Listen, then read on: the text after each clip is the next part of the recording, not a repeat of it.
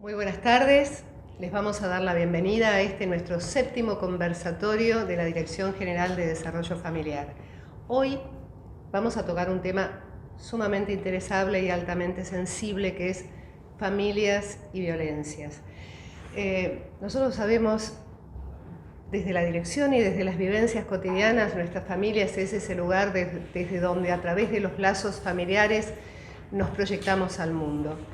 Pero a veces hay situaciones en donde estos lazos se quiebran, las palabras empiezan a carecer de sentido o desaparecen o modifican su sentido y los lazos se quebraron definitivamente.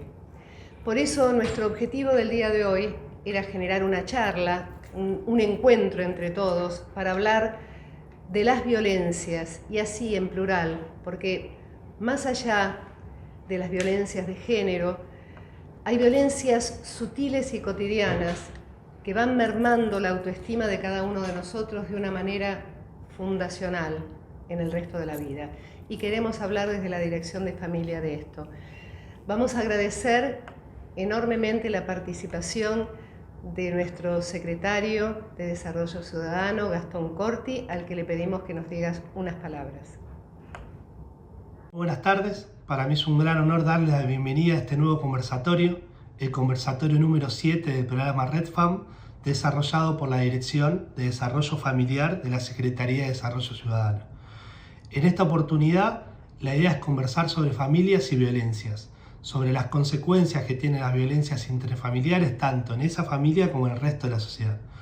Hoy van a participar de este conversatorio, y es un gran honor para mí también mencionar a Pamela Malewicz, que es la subsecretaria de Derechos Humanos y Pluralismo Cultural, a Carolina Barone, que es la directora de Mujer, a Nelly Assisini, a Ethel Sinner, a Federico Nótrica, que van a conversar, que van a exponer, que van a concientizarnos sobre una temática tan compleja como es familias y violencias. También quería mencionar a Marcela Casabella, que es la directora que trae esta iniciativa tan valiosa para que pensemos, reflexionemos, concienticemos, conversemos, nos escuchemos y abrir este espacio de conversación y de diálogo, porque el tema de la violencia es un tema central y el tema de las violencias y familias es un tema aún más central, ¿no? Por las consecuencias que tienen dentro de ese grupo familiar, las consecuencias que tienen en el caso de los menores, una marca que va a quedar para toda su vida, y también para las consecuencias que tienen para la sociedad, ¿no? Sabemos que la familia es una de las primeras unidades sociales y políticas que tiene nuestra sociedad, que después se convierte en una sociedad más grande. Entonces, una familia sin violencias es una familia sana, una familia que brinda mayores oportunidades de desarrollo, de convivencia para cada uno de sus integrantes y las repercusiones que esto tiene en la sociedad. Así que celebro este conversatorio, felicito a Marcela, felicito también a todos los participantes y expositores, porque creo que vamos a sacar un gran jugo, muy buenas consecuencias, grandes moralejas para aprender, para enseñar, para concientizar y para ayudar a desarrollar mejores políticas públicas para erradicar la violencia y erradicar también las violencias dentro de nuestras familias. Muchas gracias. A continuación, nuestra subsecretaria de Derechos Humanos y Pluralismo Cultural, Pamela Malewicz, le vamos a pedir también que nos diga unas palabras de apertura. Me alegra que nos encontremos en un nuevo conversatorio organizado por la Dirección de Desarrollo Familiar para seguir profundizando sobre la importancia de trabajar para brindar herramientas a las familias, teniendo en consideración, por supuesto, que las familias son esenciales para la educación, la contención y el acompañamiento en el desarrollo de toda la vida. Desde la Subsecretaría de Derechos Humanos y Pluralismo Cultural del Gobierno de la Ciudad de Buenos Aires, entendemos que espacios como este, en que nos disponemos a reflexionar, en este caso sobre las violencias, son importantes para generar mecanismos de identificación, estrategias de prevención y concientización para promover el fortalecimiento sano de los vínculos intrafamiliares. Y ahora, muy honrados, vamos a presentar a nuestros integrantes de la mesa, nuestros invitados. En principio, Caro Barone. Caro Barone es la directora de la Dirección General de la Mujer y te vamos a pedir, Caro, que nos hable justamente de las violencias. Muchísimas gracias a la Dirección de Desarrollo Familiar, a la Subsecretaría de Derechos Humanos, felicitarlos a todos por estas iniciativas, generar conversaciones, esos diálogos necesarios para pensarnos en términos de respeto y de convivencia y sobre todo pensar estos nuevos modelos de desarrollo familiar y sobre todo cómo estas violencias, que es lo que nos trae hoy, nos atraviesan, cómo poder detectarlas, qué herramientas existen también para poder abordarlas y qué estamos haciendo hoy desde la Dirección General de la Mujer para acompañar a aquellas personas, a aquellas familias, mujeres, pero también a los niños y niñas y adolescentes que estén pudiendo atravesar una situación de violencia. Mi intervención va a ser muy operativa, muy práctica, para que de esta conversación lo que surja son, bueno, ¿qué me puedo llevar hoy, quienes nos estén escuchando, herramientas concretas que me puedo llevar desde que tiene el gobierno de la Ciudad de Buenos Aires, que yo puedo estar necesitando en este contexto? Y después, por supuesto, en este ida y vuelta, las preguntas que quieran ir surgiendo, para eso estamos. En la Dirección General de la Mujer contamos con una red de centros integrales de la mujer en el contexto de las familias y las violencias que se puedan desarrollar en esas familias. 9 de cada 10 mujeres que llegan a algunos de los dispositivos que tenemos en la Dirección de la Mujer es por motivos de violencia intrafamiliar. O sea, hay un, más allá que acompañamos todas las situaciones de violencia por motivos de género, pero hay todavía una matriz que se repite y que sigue, y que todavía tenemos mucho trabajo por delante, que son las situaciones intrafamiliares. Y después, hola Nelly, ¿cómo estás?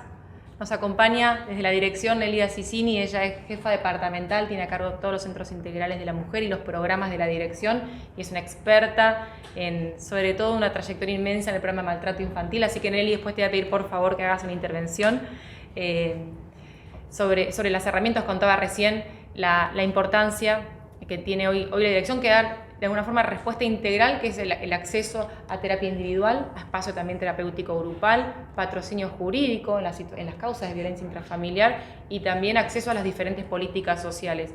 Y acá es clave el trabajo de cada uno de los centros integrales, porque una mujer que está atravesando una situación de violencia, muchas veces el gran impedimento que tiene para poder irse de ese hogar, para poder romper con ese vínculo, sobre todo son las cuestiones económicas. Es cómo hago para irme de cama a casa cuando no tengo casa, es cómo hago para alquilar, cómo emprendo. O sea, soy manicura, soy docente. Bueno, ¿cómo me compro esas primeras herramientas para dar ese salto de autonomía, ese salto de independencia que te permite romper con ese vínculo que ya es doloroso? Bueno, la Dirección de la Mujer lo que tiene primero es profesionales que están capacitadas para poder identificar estas situaciones, guiarlas en ese camino de autonomía y acercarle a ellas las diferentes herramientas con las que ya tiene el gobierno de la ciudad.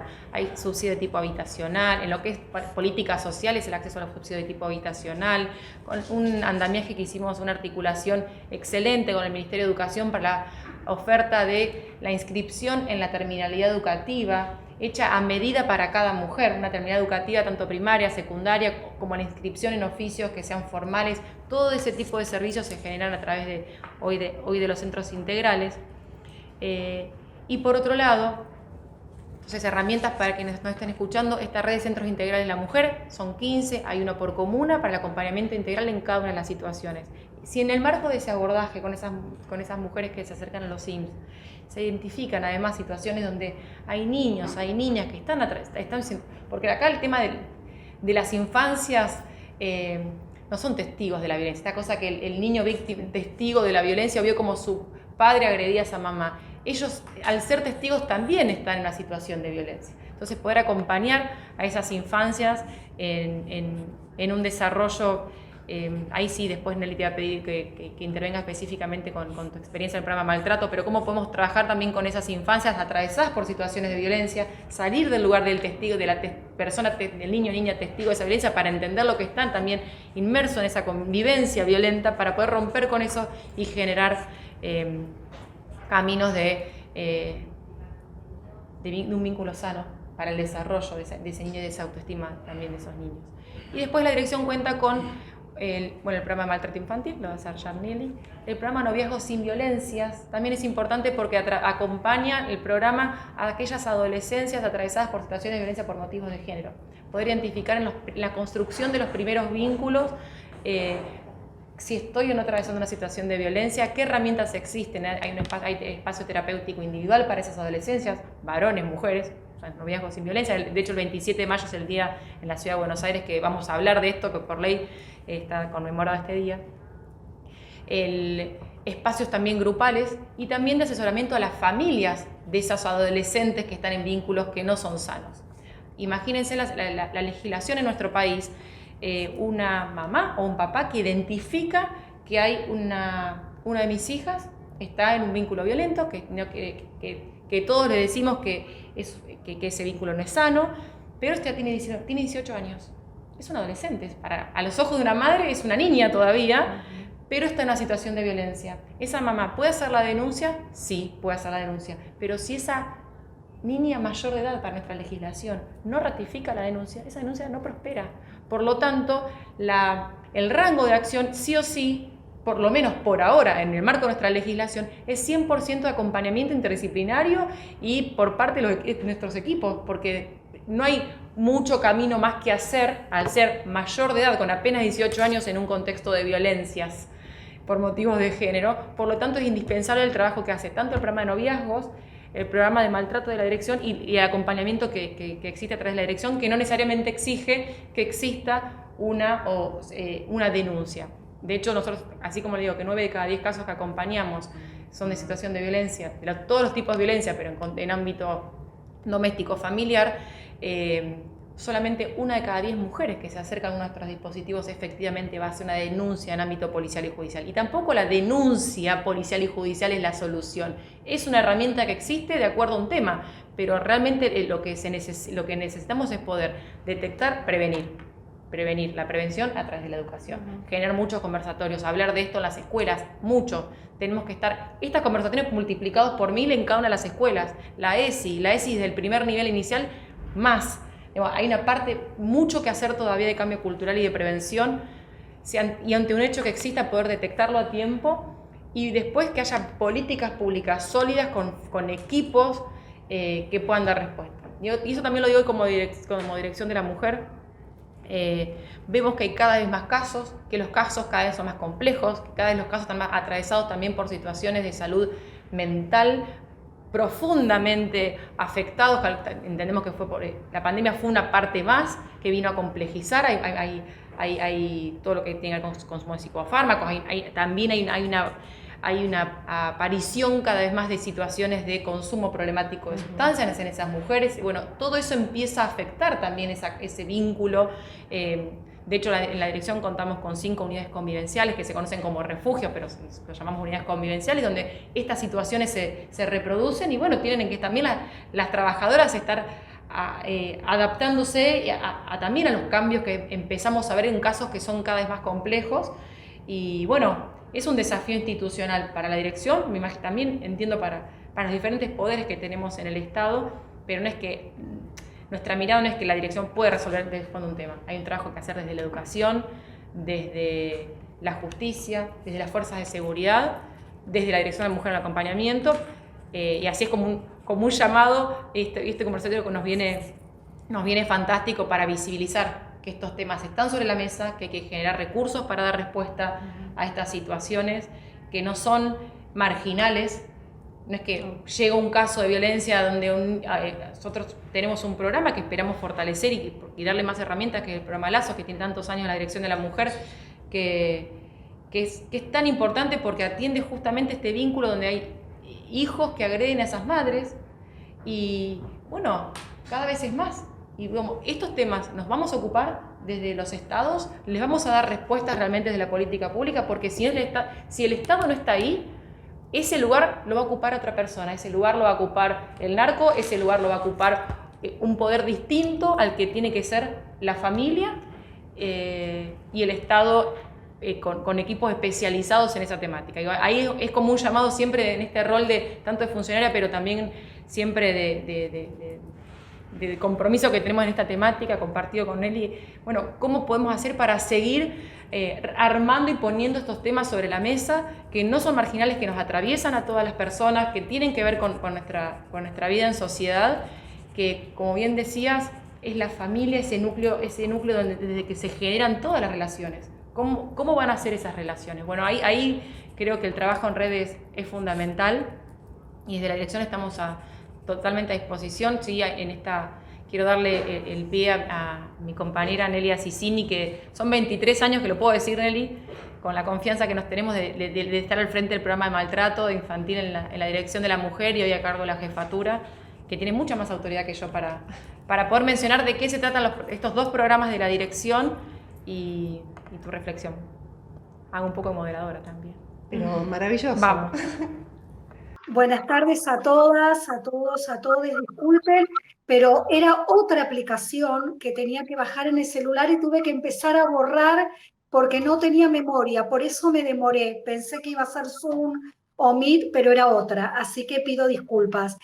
Bueno, en realidad Carolina presentó y compartió brillantemente, como lo sabe hacer, todo lo que ofrece la Dirección General de la Mujer. Y es verdad, y creo que el gran desafío de la dirección y lo que tal vez la hace singular y particular es este trabajo transversal e intersectorial. Las mujeres solas no pueden, las niñas solas no pueden, los niños solos no pueden, ¿sí? Como los varones solos tampoco pueden, ¿sí? Requerimos, como decía Carolina, de distintos actores institucionales: justicia, educación, hospitales, áreas de salud mental, espacios de psiquiatría, pero el gran desafío es que tienen que ser articulaciones totalmente articuladas, porque si el trabajo es fragmentado, la verdad el resultado no va a ser favorable para las mujeres y para los niños y las niñas. Y en relación a esto, como decía Carolina, la dirección tiene un programa especializado al abordaje de niños, niñas y adolescentes víctimas de maltrato infantil y de abuso sexual en particular, ¿sí? Que son niñas y niños, hijas de las mujeres que se atienden en nuestros dispositivos, en nuestros centros integrales de la mujer.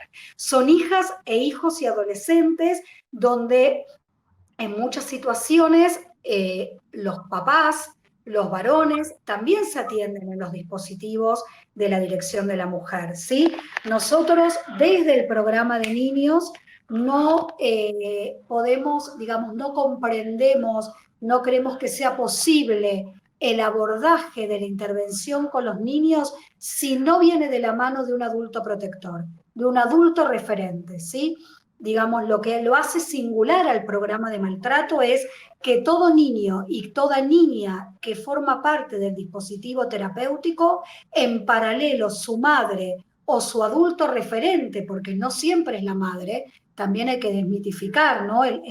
Esta mamá siempre protectora, ¿no? Pero en muchas ocasiones es su mamá, es una abuela, es una tía, es una mamá de una amiguita de la escuela, forma parte del dispositivo terapéutico en paralelo. Mientras el niño está en tratamiento por ser víctima de maltrato infantil, su madre o su adulto referente también está en tratamiento para fortalecerlo en su vínculo, para fortalecerse en su vínculo y su rol.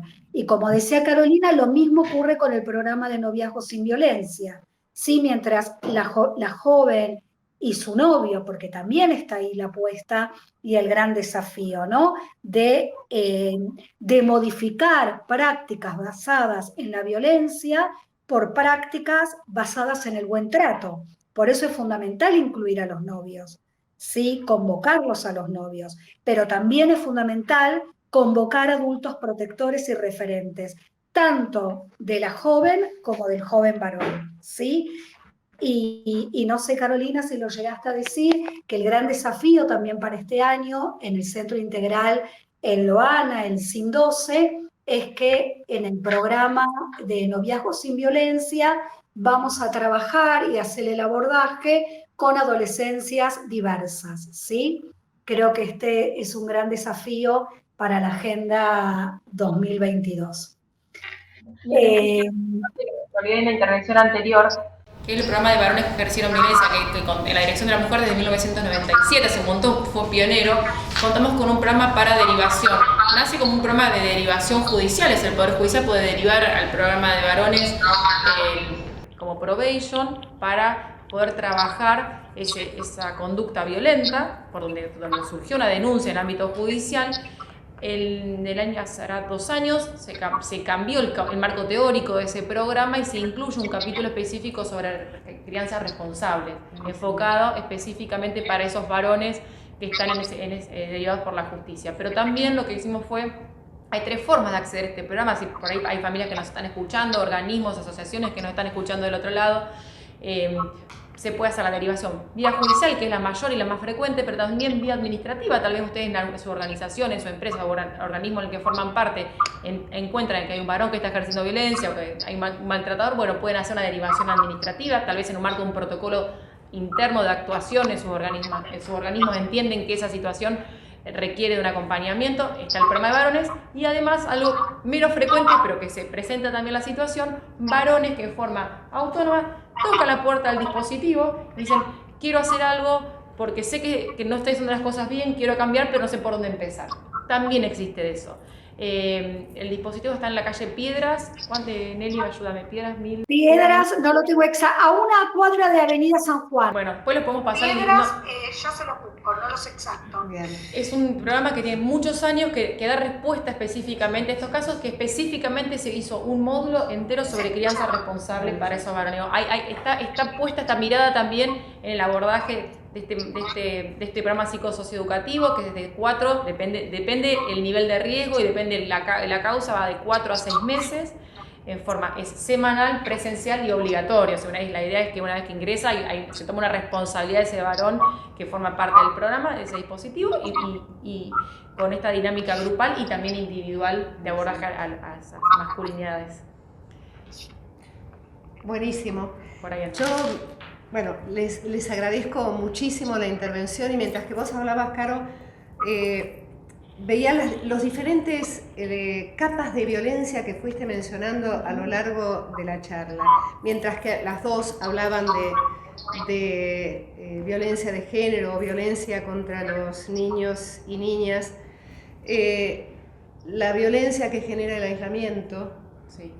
La violencia que genera ese aislamiento que termina siendo silencioso y es un aislamiento económico donde hay una nueva violencia que se suma a la anterior, la violencia del testigo, que es un partícipe necesario en el acto que está ocurriendo y absolutamente silencioso, el maltrato, el abuso, pero cómo esto va conformando todo este mundo que nosotros necesitamos ver desde la prevención primaria, la educación, las intervenciones y la presencia, sobre todo como Estado, para ayudar a que comience a revertirse de una manera mucho más saludable, no solo para las familias y sus integrantes, sino para la sociedad en general. Es muy importante estas diferentes capas de violencia que decís. Hay un tema que no nombramos tanto, que tal vez sea para otra charla específicamente, que es el abuso sexual intrafamiliar. De la dirección contamos con un programa específico que es el de delitos contra la integridad sexual y con una gerencia operativa específicamente que se llama Centro de Asistencia a Víctimas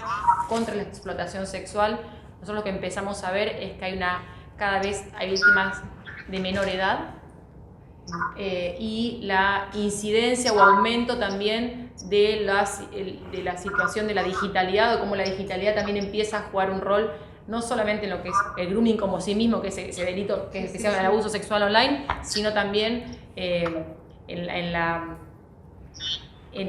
estas formas de violencia silenciosas que vos decís, que el niño tiene tanto nivel de inseguridad en la calle como que del otro lado lo que pasa, la pandemia lo que es como la palabra de aislamiento, la posibilidad de estar solos dentro de la habitación con una pantalla y que del otro lado, a veces la parte también de la formación y la educación de esas familias para poder guiar la educación de ese chico para lo que es la... Ahí también hay un desafío que tener. La Ciudad de Buenos Aires, en números, hubieron solamente el año pasado 2.000 denuncias por abuso sexual intrafamiliar. Sabemos que es apenas la punta del iceberg. Ahí sí solamente se denuncia de verdad 1 de cada 10 y aparte en 9 de cada 10 casos de violencia sexual es alguien que integra ese núcleo familiar. Por lo tanto, en el contexto de aislamiento, de encierro, estuvo doblemente afectado ese niño, siendo víctima de esa violencia intrafamiliar, siendo víctima de abuso sexual infantil, pero además de eso, los principales detectores de esas situaciones de violencia, la escuela, centros de juego, compañeros o casas de familia, no estaba a disposición. Por lo tanto, fueron 2 años de niños condenados a convivir con sus agresores, envueltos en esa violencia de todo tipo, pero cuando pensamos en la violencia sexual, hay una alarma prendida. Qué oportunidad, no digo la ciudad, pero a nivel nacional, de poder hablar más fuerte de estos temas. Cómo a pesar de todo la educación tomó bandera, la ciudad tuvo esa impronta de abrir la escuela rápido, no solamente por la educación tradicional, sino como actor de la sociedad, como decía Nélida, pero no toda oportunidad está perdida, pero tenemos que hacer más fuerza para que este tema esté más en la agenda. Nosotros vemos chicos que están profundamente afectados, dolidos, pero a veces decís, bueno, pero en casa está todo bien, pero no sabes de qué está afectado del otro lado de la pantalla. Y cómo empezamos también como familias a acompañar esa educación y esa crianza y ese crecimiento. Bueno, creo que de esta charla salen herramientas, pero también interrogantes que los hacedores de política pública nos estamos haciendo, que esperamos con fuerza y en red ponerlos con más fuerza sobre la mesa para que realmente sean el entramado de las conversaciones en el Poder Judicial, en la educación, en los dispositivos de desarrollo social y de alguna forma que sean parte también de la agenda. Hoy con mucho dolor a veces que decirlo, cuesta encontrar por ahí la ciudad es más fácil porque en un radio más chico tiene más recursos, pero decís, a veces nos llegan también esa responsabilidad de ser además la capital del país, nos llegan casos de otras jurisdicciones y ¿a dónde vamos? ¿Qué puerta tocamos?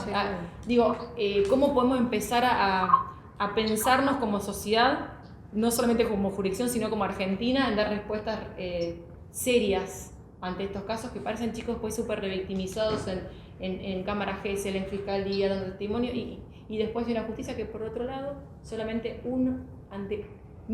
miren, de 1000 hechos que suceden de violencia sexual contra niños en Argentina, solo habrá una persona condenada. O sea, solamente se denuncia 1 de cada 10. De ese 1 que se denuncia de cada 10, solo habrá una condena de cada 100. Pero si solamente hay una condena de cada 100 y solamente se denunció 1 de cada 1000, es decir, que va a haber solamente un condenado de cada 1000 hechos reales de violencia sexual contra niños y niñas en Argentina. ¿Estamos hablando de eso? ¿Alguien escuchó este dato en algún lado? No. Escuchamos por supuesto las cifras de femicidios que nos duelen todos los días, sí. Y acá hay otras víctimas que también, en este caso las víctimas de violencia sexual infantil, que 9 de cada 10 casos son en ámbito intrafamiliar, que hay que poner sobre la mesa, que el Poder Judicial tiene que poner sobre la mesa, que tiene que haber mejor investigación sobre la mesa, donde realmente pongámonos todas las pilas para poder dar respuesta seria, porque afectar a la infancia es afectar también al niño y al desarrollo también del país. Lo pongo acá porque tiene que ver con ¿cuál es la dimensión del problema? Es inmenso. Tenemos mucho para hacer todavía. Yo creo, Caro, que de esta charla surgieron unos cuantos conversatorios más en los cuales vamos a contar con vos, porque pensaba, entre otros tantos, y ahora lo vamos a invitar a Federico Notrica para que se una a nuestra charla. En el tema obesidad infantil, el tema de abuso sexual infantil y en la obesidad del adulto, el abuso sexual infantil es una de las causas de alrededor entre el 50 y 60% de los obesos mórbidos ha sufrido alguna violencia o abuso infantil. Así que estamos hablando de algo que exponencialmente los silencios terminan metiéndose en el cuerpo de una u otra forma. Así que entre familias, violencias y salud tenemos un próximo conversatorio más adelante. Ahí estaremos para escuchar. Maravilloso para que participes. Por favor, muchísimas gracias, Caro, muchísimas gracias, Nélida, y le vamos a dar el ingreso a Federico Notrica, que has estado compartiendo este petit debate e inicio. Abogado, magíster en Derecho de Familia y Adolescencia, diplomado en Derechos Económicos. Queremos que nos des más pautas de cómo es esto de esas violencias silenciosas, violencias cotidianas o violencias naturalizadas. Bueno, buenas tardes. Primero, muchas gracias por la invitación a la dirección. y a todas las personas que la integran y obviamente también a la subsecretaría. Celebro estos espacios, que no porque me pongan contento, porque la verdad que estaría buenísimo no hablar de violencias porque estaría bueno que no suceda, pero es un fenómeno social muy grave, que cada vez está, como decía Carolina recién, cada vez hay más casos, y bueno, entonces en ese sentido celebro que se hagan estos espacios y que juntos y juntas podamos, ¿no?, intentar buscar soluciones o respuestas a tanta gente que está viéndose vulnerada en sus derechos, que en definitiva la violencia no deja de ser un flagelo tremendo. Y cuando se hablaba, ¿no?, de la pandemia del COVID, y se sigue hablando obviamente de esto, también tenemos que hablar de la pandemia, ¿no?, de las violencias que a nivel global se ve y cada vez más profunda. Mi idea fue hacer un PowerPoint que lo voy a compartir, por lo menos para que sirva de guía, y obviamente que muchas de las cosas que ustedes dijeron, bueno, yo me iba a referenciar, así que en esa parte, digamos, las traeré a colación a mi intervención. A ver, voy a compartir, a ver si ustedes díganme si se ve el PowerPoint bien. Ahí se ve, ¿no? Sí, perfecto. Perfecto. Bueno, como el conversatorio es de familias y violencias, un poquito yo pensaba en, bueno, ¿qué pensamos cuando hablamos de familias en plural? Y también qué pensamos cuando hablamos de violencias, ¿no? Porque familia es como algo muy amplio que por ahí muchas veces, y sobre todo a años atrás, ¿no?, uno pensaba en la familia como esta familia matrimonial, heterosexual, con hijos, y hoy tenemos que hablar ya obviamente de una pluralidad, una diversidad en las formas de familia. Tenemos, obviamente, la familia nuclear tradicional, que siguen siendo la mayoría, pero que no son las únicas, porque también tenemos familias monoparentales, estos tantos casos de mujeres solas, sin pareja, con sus hijos e hijas, padres también sin pareja, con sus hijos o hijas, las familias ensambladas, esto que llamamos los tuyos, los míos, los nuestros, ¿no? Cuando dos personas que tenían una familia previa se juntan y hacen una nueva familia con los hijos de cada uno de ellos, familias homoparentales, por lo cual todo esto hace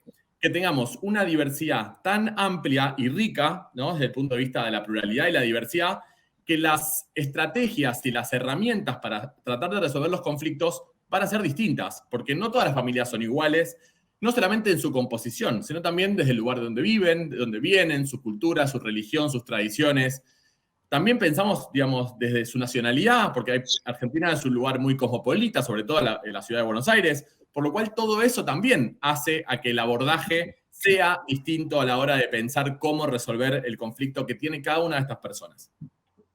Y cuando hablamos de violencias, ahí tenemos también una innumerable cantidad de situaciones, como Carolina decía hace un ratito, que me llamó mucho la atención. Ella decía esas microviolencias, ¿no?, que cada uno y cada una de nosotros normalizamos, ¿no?, en nuestra vida cotidiana, y sin embargo estamos todo el tiempo rodeados de situaciones de microviolencias, y sobre todo cuando hablamos de violencia de género, ¿no? Entonces, en esta clasificación de violencias podemos observar dos grandes situaciones, pero que obviamente también se entrelazan, ¿no? La violencia intrafamiliar, esto que llamamos todo tipo de violencia que se da por parte de alguno de los integrantes de un grupo familiar. Y no digo grupo familiar, familia nuclear dentro de una misma vivienda, sino que se amplía, obviamente, a cualquier miembro de la familia, y esta se rige desde el punto de vista más legal por la Ley Nacional 24417, y después cada una de las provincias tiene sus jurisdicciones, mejor dicho, tiene su ley, pero esta es la ley nacional. Y cuando hablamos de violencia de géneros, hablamos de la ley 26485, donde se observa también cómo se trabaja y se intenta condenar la violencia contra las mujeres y contra las personas de la diversidad sexual. Y cuando hablamos de violencia de género, o de géneros también en plural, pensamos en esta idea de los estereotipos y los patrones socioculturales, ¿no?, que existen en nuestra sociedad, y que obviamente esos estereotipos van diferenciando la función que tienen las mujeres y que tienen los hombres de acuerdo a esta cultura que nos impone estos roles o estas funciones estereotipadas en razón del género, ¿no? A esto de las mujeres en el ámbito privado y doméstico y a los hombres en el ámbito público. Esto que antes teníamos, como viene, ¿no?, desde el derecho romano, pero de las sociedades romanas, esto de el hombre afuera trabajando y las mujeres adentro ocupándose de los hijos y del hogar. Esto obviamente se ve modificado. Las mujeres tienen más independencia, tienen libertad laboral, pero sin perjuicio de eso, todos estos roles que se imponen siguen estando presentes. Y lo vimos claramente en la pandemia, ¿no? Donde estas famosas fotos que surgían en las redes sociales y demás, donde las mujeres, además de estar trabajando desde sus casas, se ocupaban de la comida, de limpiar, de ayudar a los chicos en las tareas del colegio, etcétera, etcétera. Por lo cual eso también hace que las violencias y las situaciones intrafamiliares se empiecen a ver, digamos, de manera más entrecruzada. Ya no es más familiar o de género, sino que justamente tiene mucho de género la violencia intrafamiliar. Por lo cual ya no podemos hablar de dos tipos de violencia como muy separadas. Y desde el ámbito normativo, Argentina tiene una capacidad o una expansión legislativa impresionante. Y esto es algo para celebrar. Tratados de derechos humanos que están incorporados a la Constitución desde el año 1994, todos los fallos de la Corte Interamericana de Derechos Humanos que nos da un montón de material desde el punto de vista, digamos, jurídico, no solamente para hacer normas, sino también para hacer políticas públicas, como antes decían las chicas. El Código Civil y Comercial, que trae claramente una mirada de género y una mirada de infancias, con lo que eso significa, ya no niños, niñas como menores objetos de protección, sino niños, niñas, adolescentes como sujetos de derecho, un otro, una otra, que pueden también tener voz y voto, ¿no?, en la vida de las familias. Esta ley de violencia familiar, obviamente la de matrimonio igualitario, que yo les mencionaba antes, que amplía estas diversidades familiares, la ley de identidad de género, esta idea de la autopercepción del género, ¿no? Una persona que nació de un género determinado, pero que su situación hace que se autoperciba del género distinto, de poder ir a modificar su género, también es una norma a favor de, pero que empieza a visibilizar que las personas trans también sufren violencia y son, como yo digo siempre de una manera irónica, ¿no?, el último eslabón, son las últimas personas que se las visibiliza y las personas que sufren los máximos flagelos cuando hablamos de violencia, sobre todo sexual. Las coberturas en técnicas de reproducción, digamos, cuando hablamos también del acceso, ¿no?, a poder formar familias, y la ley de protección integral para sancionar y erradicar la violencia de género, violencia contra las mujeres. Todo eso está en la normativa. Pero me importa algo, marcar algo interesantísimo que señalaba Carolina recién también, esta idea de la interseccionalidad y la transversalidad. Digamos, en criollo, ¿cómo sería? Esta idea de que todo esto que yo vengo hablando y que ustedes, chicas, también hablaron, tiene que ver con mirarlo con unos anteojos distintos, digamos, ¿no? Cuando uno analiza los conflictos que tienen que ver con violencia y con violencia de género, empezar a analizar desde esta mirada interseccional y transversal.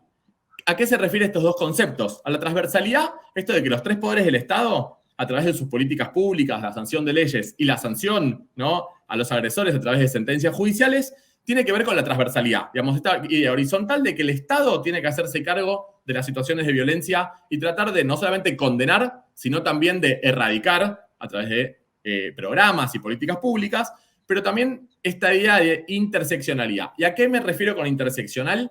A que pueden existir o confluir en un mismo conflicto, o en una misma persona sobre todo, diferentes situaciones o circunstancias de vulnerabilidad que la ponen aún en un lugar de mayor debilidad. Es decir, uno puede ser vulnerable por ser una persona menor de edad. Ya tu edad te pone en un lugar de vulnerabilidad, ¿no? Porque, digamos, no tenés las herramientas que la ley te da por ser mayor de edad para poder defenderte, y no solamente por una cuestión legislativa, sino también una cuestión de realidad. Digamos, los niños, niñas y adolescentes no son adultos, no tienen la facilidad de ir y acceder a la justicia y poder hacer una denuncia, porque quizás no tienen las herramientas para saber dónde ir. No digo que las personas mayores de edad lo sepan, pero además los niños ya lo tienen por una situación de su edad más complicada. Que además puede confluir con una situación de género. Una niña víctima de abuso sexual obviamente va a ser aún más vulnerable, porque es niña y porque además tiene esta cuestión de falta de mayoría de edad. Además, puede estar en una situación de sin cuidado parental, por ejemplo, ¿no?, institucionalizada, viviendo en situación de calle. En situación de pobreza, obviamente también la pobreza es un telón de fondo de un montón de situaciones de violencia que se ven. Que obviamente no estoy diciendo con esto que en las situaciones de no pobreza la violencia no exista, sí existe, pero además la pobreza te pone en una situación de vulnerabilidad extra. Y además una situación de salud o de discapacidad. Entonces todas estas cuestiones, esta perspectiva interseccional hace que uno pueda ver el conflicto de maneras diferentes cuando tenemos estas cuestiones que confluyen en una misma persona. Por eso acá cuando hablamos de niñez, por ejemplo, hay unas directrices sobre modalidades alternativas de cuidados de los niños que establece la ONU, donde dice todos los niños, niñas y adolescentes que durante la noche no estén al cuidado de uno de sus progenitores, por lo menos cualesquiera que sean las razones y circunstancias de ese hecho, ya están en una situación de vulnerabilidad. Además, este estándar regional que viene a decirnos que la falta de recursos materiales de los padres o de las familias o de los responsables de niños, niñas y adolescentes no autoriza la separación de su familia nuclear, sino que justamente lo que se intenta hacer es, a través de políticas públicas, ayudar a que esos obstáculos que la situación de falta de recursos materiales nos ponen para levantar esos obstáculos y que las familias puedan seguir adelante con su vida, ¿no? Con la ayuda del Estado. Y también esta idea que, a contrapartida de esto, la Comisión Interamericana de Derechos Humanos constató que en la práctica la pobreza sigue siendo un gran telón de fondo de las situaciones en que se separan a niños de su familia y se los ingresa a instituciones residenciales de acogida o a hogares de niños, niñas como tenemos en Argentina. Entonces todo esto hace que todo se complejice. Y en buena hora que se complejice, digo, ¿no? Porque es tratar de ayudar a cada persona, a cada familia en su situación particular. Y como recién ustedes, chicas, decían, hay un montón de programas que yo los celebro un montón y que está buenísimo no solamente tenerlos, sino también, como ustedes recién decían, trabajar con compromiso, trabajar con responsabilidad, siempre tener un lugar donde la gente pueda ir y sentirse escuchada y sentirse protegida. Es importante. Eso también hace al trabajo y a la calidad del trabajo del día a día, y por eso celebro que estén ustedes acá y que hayan contado recién tan rápidamente, pero profundamente, el trabajo que llevan adelante. Y cuando ya nos metemos en violencia familiar, bueno, ¿qué nos dice la ley?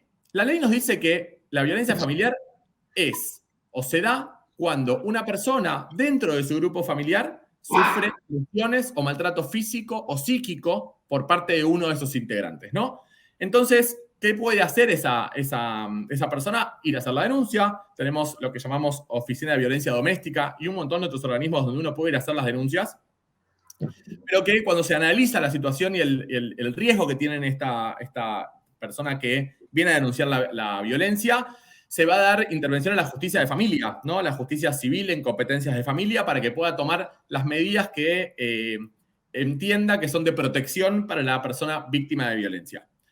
Y obviamente cuando hablamos de familia, no hablamos de familia otra vez, matrimonio. Hablamos de matrimonio, de unión convivencial, de relaciones de noviazgo, como recién decían las chicas que tienen este programa también para trabajar noviazgos violentos. Como dice la norma, uniones de hecho, ¿no? Y aún también ex, ¿no? Porque también puede venir de parte de ex cónyuge, ex conviviente, ex novio, la situación de violencia.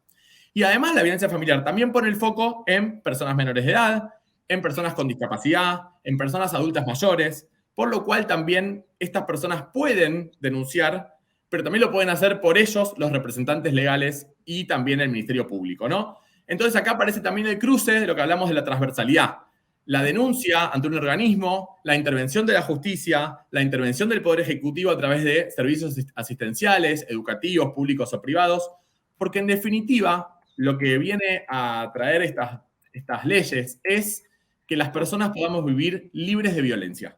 Y eso es central, porque si uno vive una vida con violencia, entonces todos nuestros derechos están siendo vulnerados.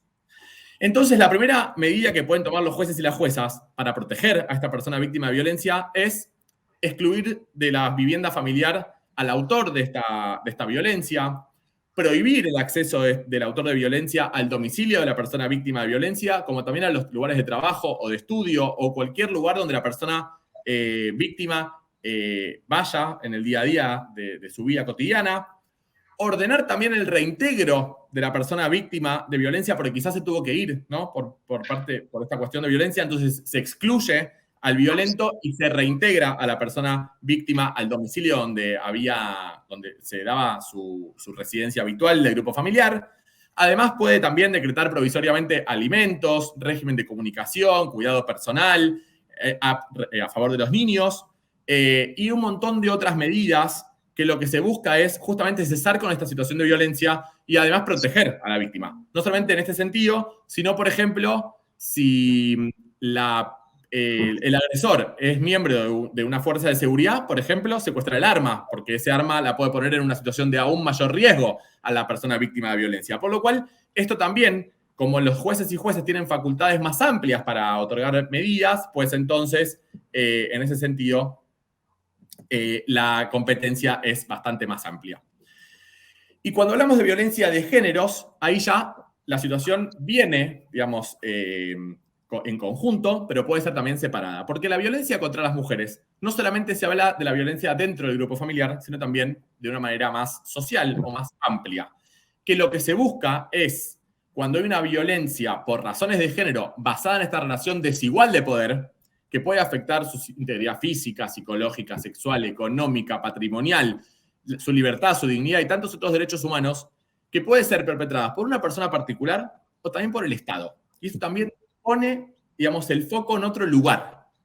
Y también violencia indirecta, cuando por acción u omisión o una práctica discriminatoria se pone a la mujer en un lugar de desventaja con respecto al varón. Por lo cual, venimos a hablar acá de lo que yo recién mencionaba al inicio de mi exposición.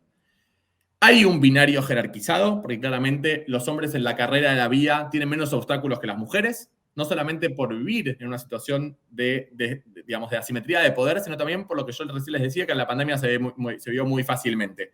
La encargada del cuidado de los chicos, la encargada del cuidado del hogar, además trabaja, además se le hace más difícil ascender a los lugares de trabajo, esto que llamamos techo de cristal o piso pegajoso, ¿no? Digamos, las mujeres les cuesta más llegar y tienen un techo más bajo porque, digamos, los hombres llegan en mayor facilidad a los lugares de decisión. Y la idea es llegar a la igualdad, que no esté uno en el primer puesto y el otro en el segundo, que ambos estén en el primero. Digamos que realmente lleguemos a una igualdad real de varones y mujeres o de toda persona humana en nuestra sociedad para justamente, tener una sociedad más justa, más igualitaria, más plural y más respetuosa a los derechos humanos, en definitiva. Y cuando yo mencionaba también, además, este tema de cómo el cruce intrafamiliar, violencia intrafamiliar y violencia de género, como recién también decía Caro antes, los niños, niñas quizás no son víctimas directas de la violencia cuando se perpetúa violencia de género dentro de la vivienda, pero son protagonistas, digamos, de estas escenas, por lo cual también son víctimas de violencia. Entonces, en este sentido, uno tiene que analizar y profundizar el conflicto de una manera más abarcativa de todas las personas que integran este grupo familiar. Y no solamente que lo que se busca es la igualdad cuando hablamos de géneros, sino que además es muy importante también lo que mencionaban las chicas antes, esto de la educación sexual integral.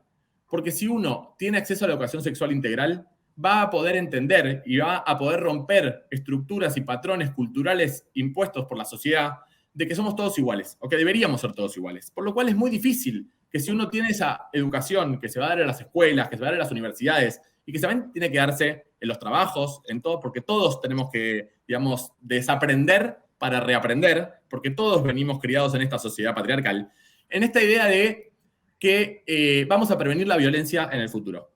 Y miren lo importante de esto, es que creo que ya el año pasado, salió una nota en los diarios más masivos de los medios de comunicación, ¿no?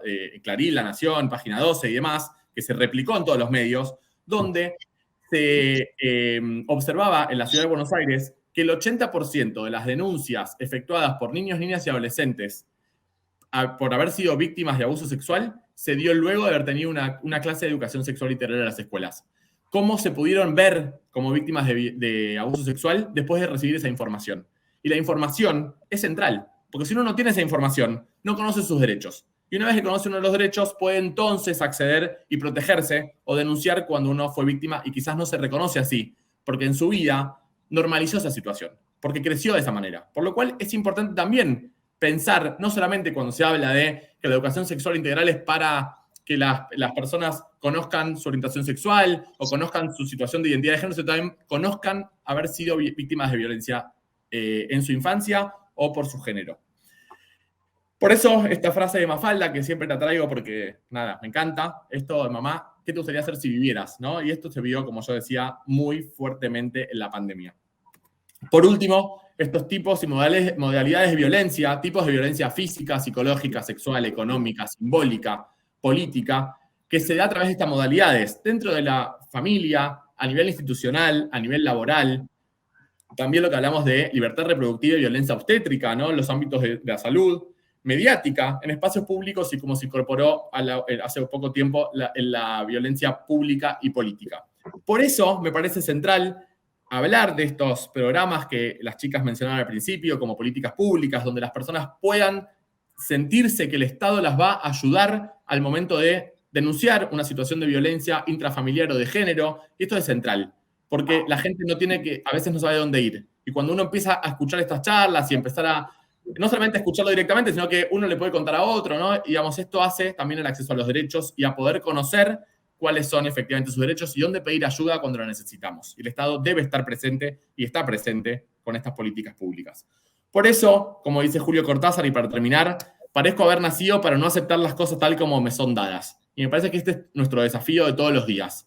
No normalizar todo lo que nos pasa alrededor, sino siempre poner en crisis y poner en tela de juicio qué es lo que pasa, qué nos pasa y qué pasa alrededor. Así que esto es un poco lo que yo quería contarles. Muchas gracias y bueno, hasta acá llegamos. Bueno, Federico, muchísimas gracias porque la charla ha sido súper enriquecedora. Y tomo esto que vos estás mencionando sobre el final.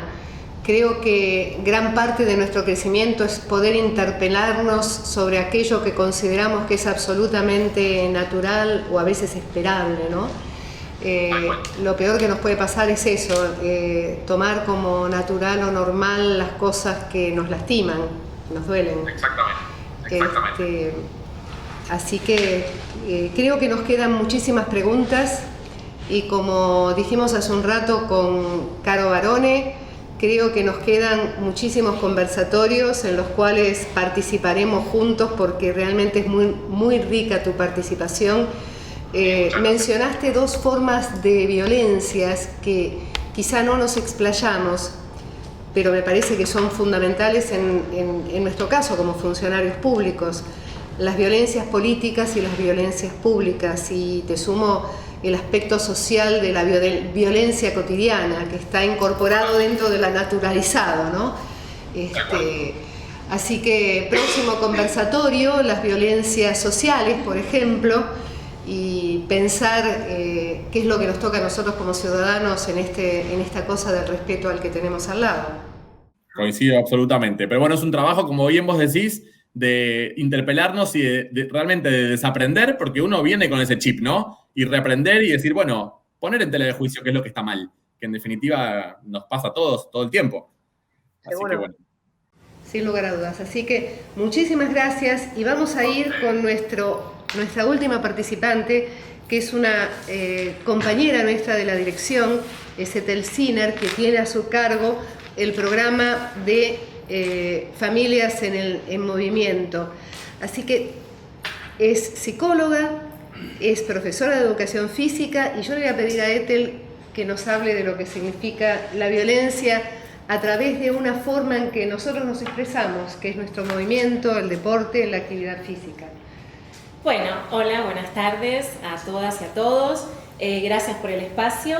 Como dice Marcela, lidero el programa Familias en Movimiento. Familias en Movimiento es un programa de la Dirección de Desarrollo Familiar que busca prevenir las violencias tomando a la familia como eje de prevención y tomando al movimiento como herramienta fundamental para el desarrollo integral de los niños, niñas, adolescentes y obviamente de la familia. Me toca compartir con ustedes el trabajo nuestro en territorio, en el campo, ¿no? Cómo todos los días a través del gran equipo que forma parte de este programa recorremos los distintos espacios de los barrios de la ciudad de Buenos Aires, escuchando a las familias y escuchando a las distintas poblaciones y a las comunidades, y a partir de ahí surge este programa que tiene, digamos, uno de estos objetivos fundamentales, que es la prevención de la violencia, por la gran preocupación que empiezan a transmitirnos las familias y las autoridades de las instituciones que visitamos respecto de la violencia, de las gestaciones de violencia, de las actitudes violentas y del incremento de la violencia en espacios que tienen que ver con el movimiento. Nosotros visitamos polideportivos, clubes de barrio, plazas, colonias de verano, y tenemos la ventaja de trabajar con las familias y con los vínculos y poder visibilizar a través de la vinculación que hacen las familias con el movimiento, con el deporte, con la pelota de básquet, con la pelota de fútbol, con el patín o con las actividades que hacen, poder visibilizar las formas y las modalidades de vincularse. Y dentro de estas modalidades se visibilizan y aparecen estas actitudes violentas, estas gestaciones y este incremento que en todo lo que es la parte deportiva, cuando estamos en clubes y demás, cuando aparece la competencia, genera esta cuestión de la competitividad y el resultado, y genera estas actitudes en donde las familias, hablo de adultos, padres, madres y demás, también empiezan a presionar y empiezan a interferir sobre las actividades deportivas de sus hijos, recreativas y demás, y empiezan a gestar este agregado de presión que hace que se vulneren los derechos de los niños, niñas, adolescentes. A ver, lo que nosotros buscamos a través de este programa de la Dirección de Familia, Familias en Movimiento, justamente, es potenciar a la familia como esta posibilidad de proteger a los niños, niñas, adolescentes, prevenir situaciones de riesgo y cuidarlos, ¿no? Desde ese lugar sabemos que a veces sucede, otras veces no sucede, porque la familia es una fuente de gratificaciones y también de frustraciones.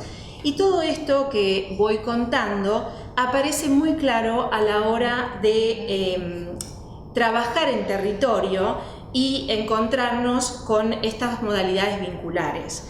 Con lo cual nuestra tarea es poder poner palabras y poder lograr una participación activa de las familias para que puedan empezar a contarnos lo que viven, lo que piensan, lo que necesitan, y desde ahí poder trabajar estas modalidades para lograr incrementar modalidades de respeto y de tolerancia, donde los protagonistas sean los niños, niñas, adolescentes.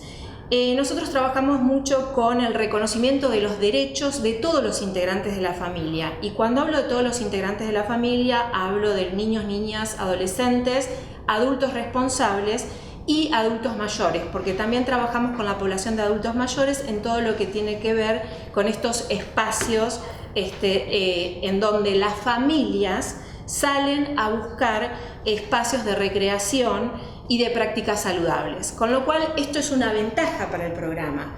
¿Por qué? Porque nosotros acompañamos a esta familia y fortalecemos estos espacios y esta búsqueda que hace la familia de prácticas saludables.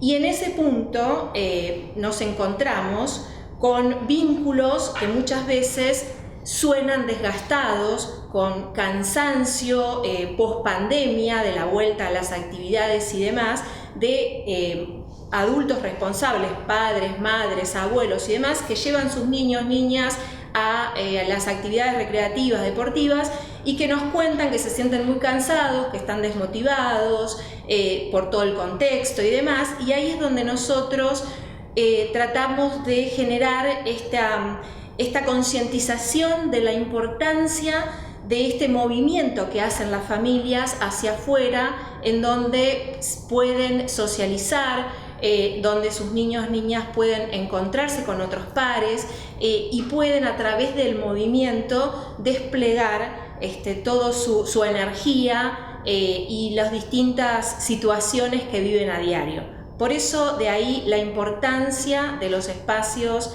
que tienen que ver con los polideportivos de la ciudad, los clubes de barrio, las plazas, las colonias de verano. Así que nosotros apostamos a que las familias se acerquen, lleven a sus niños, niñas a estos lugares y acompañen estas actividades.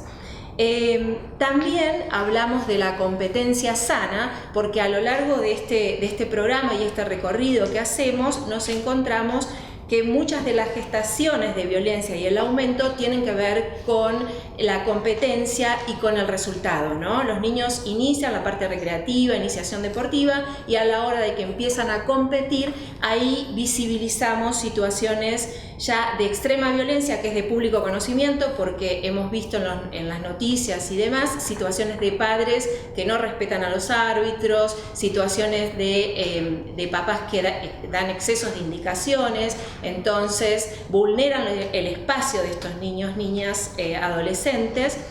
Con lo cual, esto también nosotros lo visibilizamos y lo ponemos a trabajar. ¿Qué buscamos a través de estas intervenciones que hacemos en formato de talleres, encuentros, charlas, disparadores? Buscamos que las familias puedan poner en palabras estas situaciones y puedan aprender a transmitir a sus hijos, hijas, adolescentes, niños, niñas, el control de impulsos, ¿no? Esto que necesitamos para poder poner un coto a esta violencia que es inconsciente porque responde a un impulso que sale a actuar una situación y que no tiene la posibilidad de reflexión. Con lo cual nos alegra y nos enorgullece espacios donde las familias se suman a esta reflexión y a esta posibilidad de contarnos sus vivencias y compartir juntos modalidades que tengan que ver con el respeto y con tener en cuenta que necesitamos de un otro, ¿no? El programa se basa en un concepto que es la comunicación responsable, y cuando hablamos de comunicación responsable estamos hablando de una comunicación hacia un otro y una palabra que tiene efectos en el otro, con lo cual desde ahí tratamos de concientizar sobre el uso de las palabras y el cuidado que uno tiene que tener y el cuestionamiento sobre las modalidades con las que se comunica, porque eso tiene efecto en el otro. La realidad es que en la medida de que vamos avanzando y dándole continuidad, podemos encontrarnos con muchos logros que tienen que ver con este trabajo que vamos haciendo en relación a trabajar estos impulsos y ponerle palabras, y por otro lado desnaturalizar. Sí, esto que bien transmitían ustedes tiene que ver con acostumbrarse a ciertas modalidades que son violentas o que no tienen en cuenta al otro en relación al respeto.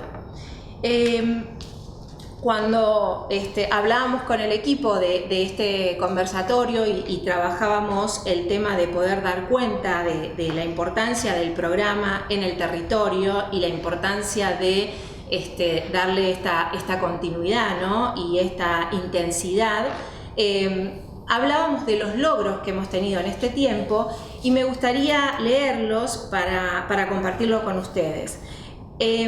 Algunos logros a destacar del programa Familias en Movimiento: que las familias acompañen y compartan con sus niños, niñas, adolescentes actividades recreativas, deportivas no formales que promuevan y fortalezcan vínculos de disfrute y encuentro; que las niñas, niños junto con las familias y entrenador se retiren de una competencia aceptando perder los puntos antes de seguir jugando frente a situaciones de violencia del equipo adversario y de los adultos mayores que acompañan; que las familias que participen en las competencias respeten a los protagonistas y disfruten del partido sin dar indicaciones ni interrumpir con gritos durante el juego; que adultos mayores, padres, madres, compartan la crianza y la responsabilidad de niños, niñas de manera equitativa; que las familias sean conscientes de la importancia del movimiento, de la recreación,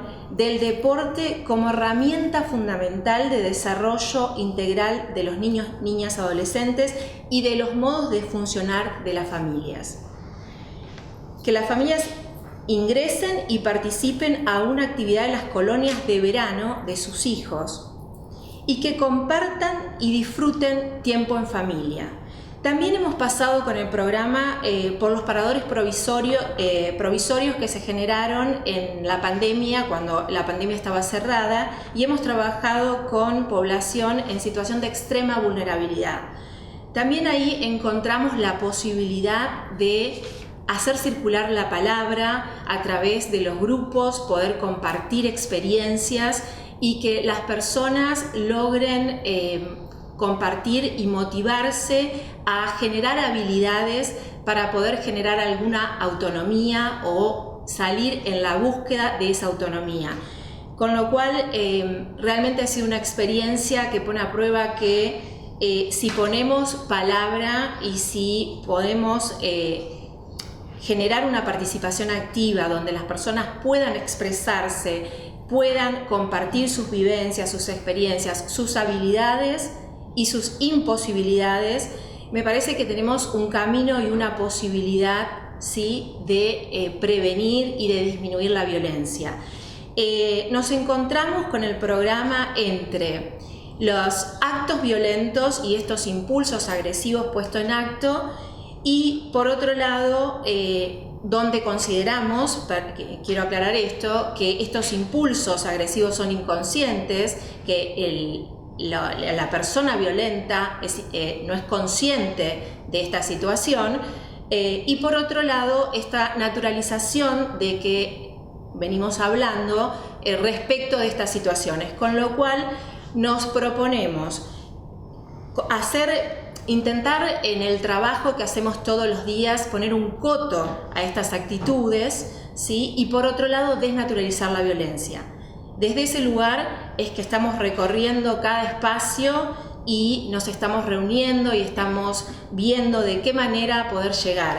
Las respuestas que tenemos en relación a las familias, a los vecinos que nos acompañan, a las autoridades, las instituciones que visitamos y demás, es muy gratificante porque realmente nos agradecen este acercamiento, este poder estar en territorio y sobre todo darle la posibilidad también de utilizar la línea de contención que tiene la Dirección de Desarrollo Familiar, que nos permite dar continuidad a este primer acercamiento a las familias, donde en la medida que surge alguna situación particular puede comunicarse y a través de la línea tener un asesoramiento, alguna derivación si es necesario y demás, como para estar acompañado durante la semana y para también poder tener quien los escuche y los oriente en la medida que haya que seguir generando herramientas para solucionar estas situaciones. Con lo cual, la prevención nos parece fundamental y trabajar con las familias como eje de prevención y de salud y de cuidado es fundamental como política pública y en eso estamos. Y bueno, muy agradecida porque la verdad que es muy enriquecedor y gratificante poder sentir que se puede hacer, se puede prevenir, se puede trabajar y desde el Estado podemos poner un coto o podemos disminuir estas actitudes violentas y podemos promover y fomentar espacios con modalidades que tengan que ver con el respeto, con la tolerancia y con una mejor calidad de vida para todos los vecinos y vecinas de la ciudad. Muchísimas gracias. Bueno, muchísimas gracias, Ethel. Y yo creo que un poco también es el objetivo de cuando se generó y se creó el programa.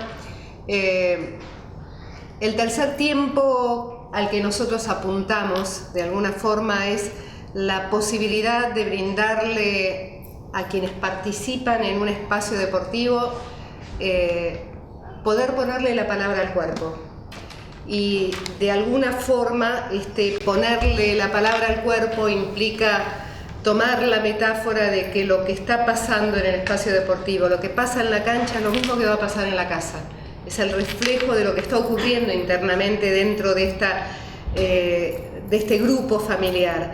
Y controlar esos impulsos es cuando ya dejó de, como hablamos hace un rato, deja de haber palabras, deja la palabra de tener el sentido que debiera poder tener y aparece la impronta de la impotencia de poder resolver de una manera diferente. Entonces, para nosotros este ardid de jugar al tercer tiempo también es una forma de que la familia pueda representar lo que ocurra como si fuera casi un role-playing, porque de alguna forma es lo que comienza a pasar. Es la reproducción. Es la reproducción.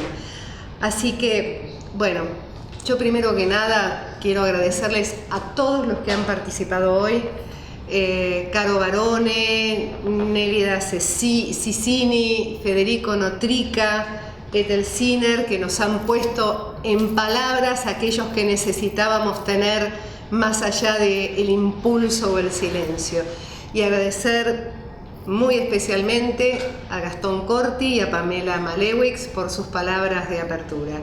Y desde la Dirección General de Desarrollo Familiar y especialmente de RedFam, que es el área de nuestro gobierno, de nuestra dirección que se ocupa precisamente de organizar estos conversatorios, y la palabra gobierno viene a cuento también porque la idea de los conversatorios es poder poner en visibilidad situaciones que atañen a las circunstancias de familia y pensar esto que hablábamos hace un rato con vos, Federico, cómo interpelarnos en aquellas cosas que merecen o formar parte de políticas públicas que todavía no se hayan evaluado, o ayudar a modificar aquellas que quizá por las situaciones y la evolución de la sociedad actualmente necesitan tener algún ajuste o ser revistas.